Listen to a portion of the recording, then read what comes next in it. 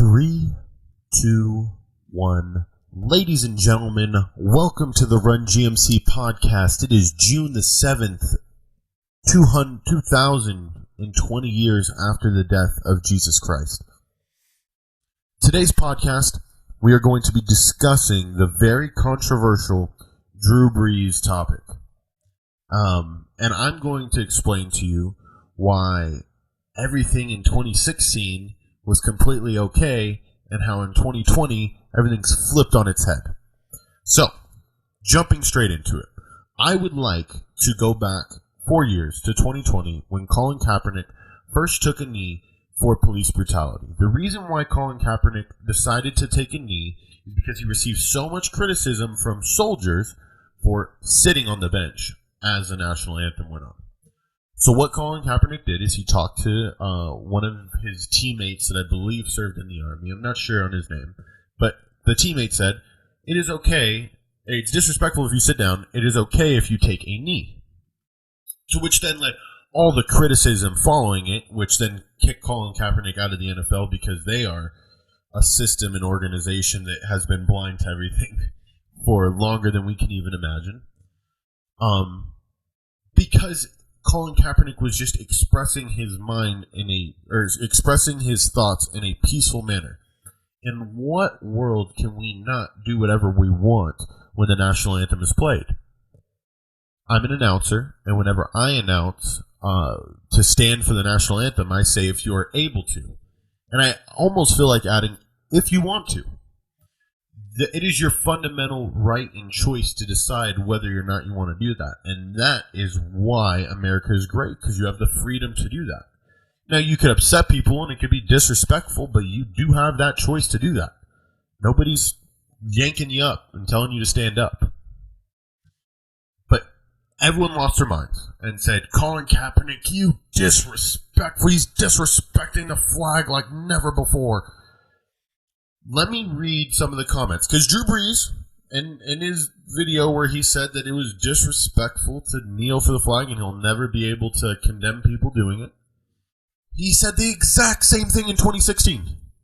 And I know the reason why, and I'm going to get to it after I talk about what he said in 2016. Here it is. He said, I disagree wholeheartedly on kneeling for the flag.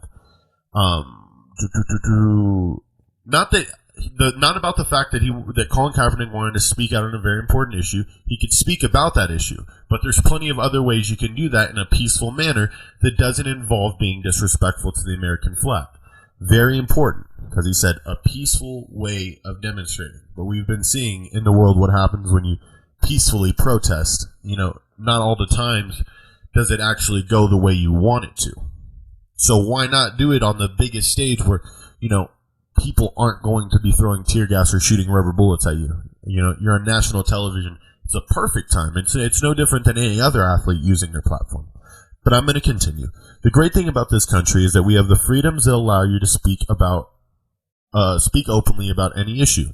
So I'm not commenting on the issue itself, because any person has the right to speak about any issue that they want. That's the great thing about being an American. So he does understand that there's freedoms that come with being an American, but I guess taking a knee for the flag is not one. Crazy. He says it's like an oxymoron that you're sitting down disrespecting the flag that has given you the freedom to speak out.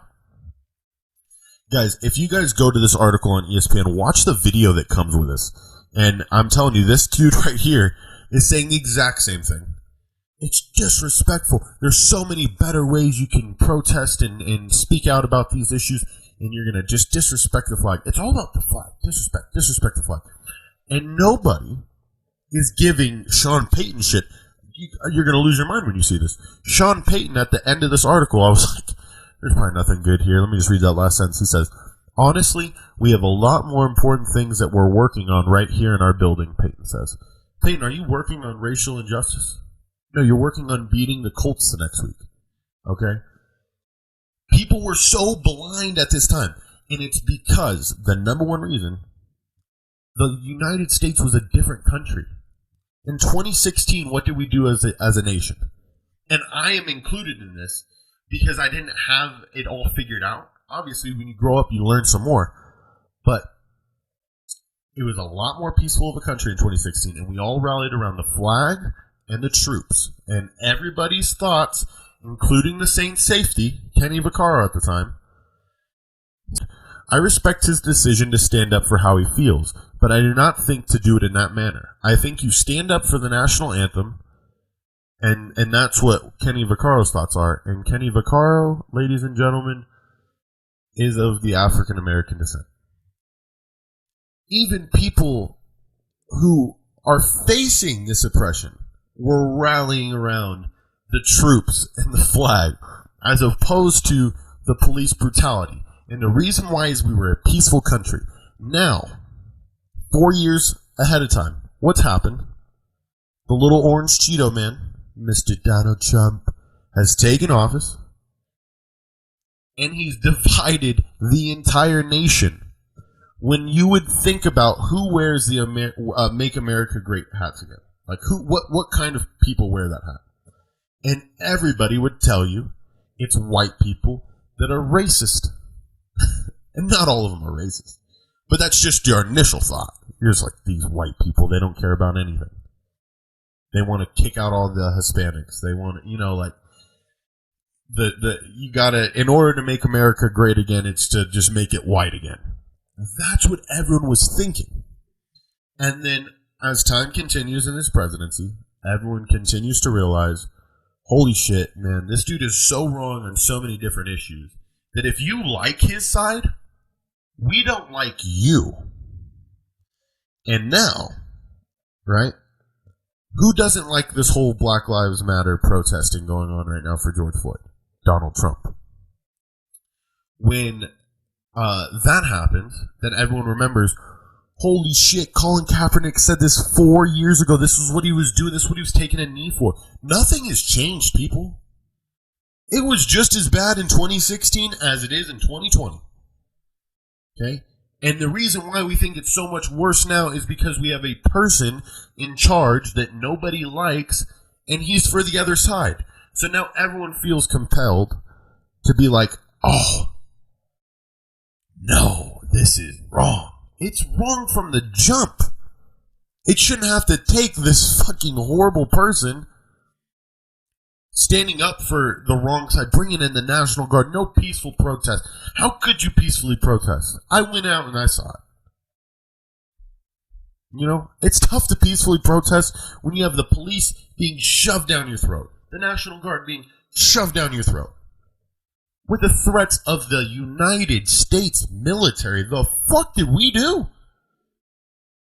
People looted. Did we kill people? There was that one guy that damn near died because he was protecting his store with a machete. But then Donald Trump wants to show this guy was protecting his store and then got brutalized. Like, fucking no shit. Chase me with a machete and see if I don't kick your ass. Like, what? Donald Trump, what would happen if you were getting chased by a machete? Yeah, no, you'd fight the fuck back. In 2016, we rallied around the flag, and we rallied around the nation, and the flag being the symbol of the military and everybody that's fought for the flag. Not the fact that, black people were getting killed by police officers just as much as they're getting killed by police officers now. But the reason why we talk about it so much now is the division. Donald Trump. Everybody, when you think of Donald Trump and those Make America Great hats again, you think of a white person who probably has racist views and opinions. And most of the time, you're right. Donald Trump is rallying around that he's clinging on to the couple of things that are bad. He'll say all the things in the world to get him out of this. Like, we'll get justice for George Floyd, and we feel for his family. But do you really? Like, when you look at the difference between Obama and him, Obama would have gone to Minneapolis, as opposed to calling the Minneapolis mayor a coward for not bringing in the United States military to defend his city because a Target was looted. and there was graffiti and there was spray paint. Like, give me a fucking break. When you're not choosing the side of the people, you are trying to divide us. If you agree that everybody is important, and right now the black community is reeling and they need our help, then go help that community. You're the president of the United States. You got to work to unify people as opposed to tear people down. It's crazy that I can watch CNN and I can watch Fox News and it's the same news being told in two completely different ways. It's nuts. But now, Drew Brees speaks out, says the same thing he says in 2016. Everybody loses their shit. Why? Because they're like, oh, he cares now. Why did it take you this long to care? Why did it take so many of us this long to care? Like, look at the protest in 2016 compared to now. And I'm part of that, all right? I had some growing up to do. And to truly understand the racial injustices that are going on. I went out there this year. I wasn't out there in 2016 protesting for this. The point being is, everyone wants to show that they're not on the same side as our president that wanted to bring in the United States military to stop people that were doing something that was peaceful. How are you supposed to protest? Is the question. How? So anyways, Drew Brees takes the exact same side, takes a flag, and here's the video. Here's the original video of him saying that he will never condemn people taking a knee during the national anthem. Everyone is looking back now at Kaepernick's protests from a few years ago, and obviously they were always about police brutality, and now it's coming back to the fore, and a lot of people expect that we will see players kneeling again, even when the NFL season starts. I'm curious how you think the NFL will and should respond to that, and of course, you're such a leader in the league. What is your responsibility as a leader in times like this for the rest of your teammates and players in the league? Well, I will never agree with anybody disrespecting the flag of the United States of America or our country. Let me just tell you what I see or what I feel when the national anthem is played and when I look at the flag of the United States. I envision my two grandfathers who fought for this country during World War II, one in the Army and one in the Marine Corps, both risking their lives to protect our country and to try to make our country and this world a better place. So every time I stand with my hand over my heart, looking at that flag and singing the national anthem, that's what I think about. And in many cases, it brings me to tears, thinking about all that has been sacrificed, not just those in the military, but for that matter, those throughout the civil rights movements of the 60s, and everyone and all that has been endured by so many people up until this point. And is everything right with our country right now? No, it's not. We still have a long way to go. But I think what you do by standing there and showing respect to the flag with your hand over your heart is it shows unity. It shows that we are all in this together. We can all do better, and that we are all part of the solution. You do it every year, but it never gets old.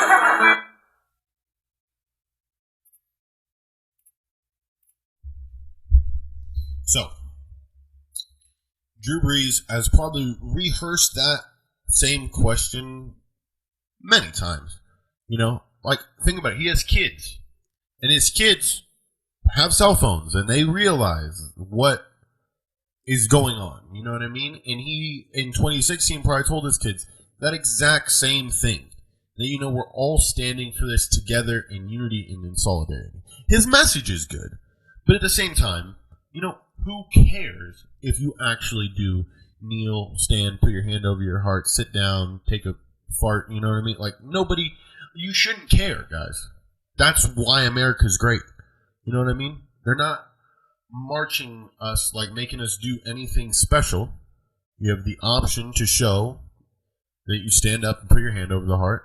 I guess that's freedom. That's what that is. You get freedom there's only, in America, in reality, you only have 2 minutes of freedom, and that's during the national anthem where you put your hand over the heart. No. It shouldn't matter. But everybody seems to just be wanting to care now and pushing people to care now. And you got to ask yourself, why now? Out of anything. And then you look, and it's all because the president continues to choose the side that the people aren't on in order to truly separate himself and his followers and, in my opinion, the majority of the world. And that's his choice. If this fucking guy gets elected in November, it's because nobody voted. All these people that actually want it to change, like, guys, you gotta go out and vote. Do it. It does fucking matter. If 2016 says anything, it shows that, you know, the minority people, a lot of the minorities in the country thought the shit was a lock for Hillary. Not the case. Not the case. You gotta fucking go out and vote. You gotta do your part. What I feel about Drew Brees now. After the fact. After he's gone through this whole hubbub about, you know, being disrespectful, not caring about the black community and everything. Guys, Drew Brees has never once had any story come out of him with any teammate saying that he's a racist. At all. Okay? He chose the wrong side on an issue when it counts the most now. If Donald Trump likes it, you better not like it. Because if so, then we're going to connect you two. And when we connect you two, the people are starting to come out on top.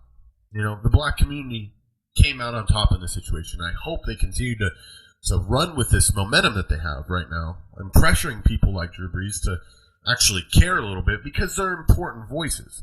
Especially now that people thought that Trump and him were tied. You know, all because they love the flag. You know, Trump tweeted saying, like, I love Drew Brees, #1 quarterback. He cares about the flag. If you don't care about the flag, I'm not with you. He tweets that, and then Drew Brees is almost like, fuck no. Like, I gotta straighten my shit out. I gotta start listening some more. I gotta care. So, I'm happy that we're getting that momentum to change the things that are the most important. In reality, what can you do at that point when you're Drew Brees? Like, you have to post stuff on social media to let people know that that's not true. But, you know, does anybody feel guilty that, you know, we kind of guilted him into this? Nobody pushed it. Like, people did not push hard at all in 2016 when a lot of people were saying, let's get behind the troops and the flag matters. Not that many people cared. But now a whole bunch of people cared. And what do you got to do? You got to donate money? You got to post on social media? What's that path of redemption like? Because I'm sure, I'm almost 100% certain Drew Brees is not some sort of closeted racist white supremacist guy. Like, he has been in a NFL locker room where the NFL is the majority is African American people. And you've never once heard a story about Drew Brees being racist. So why is everyone implying it? His message was a message of unity and to rally around the flag. Was it the wrong side? Yes. But at the end of the day, you should be able to do whatever you want. And as long as you're not being bigoted and being oppressive and against other people, you know, who cares? It's my quarterback, man. It's my quarterback. And he's not a racist. Promise you. Ladies and gentlemen, end this podcast off with some news. We are close to getting 500 Instagram followers. Please share my page, because as soon as we hit 500 Instagram followers, my social media employee Junior is going to start getting paid. And the most important thing out of anything is to subscribe to me on YouTube.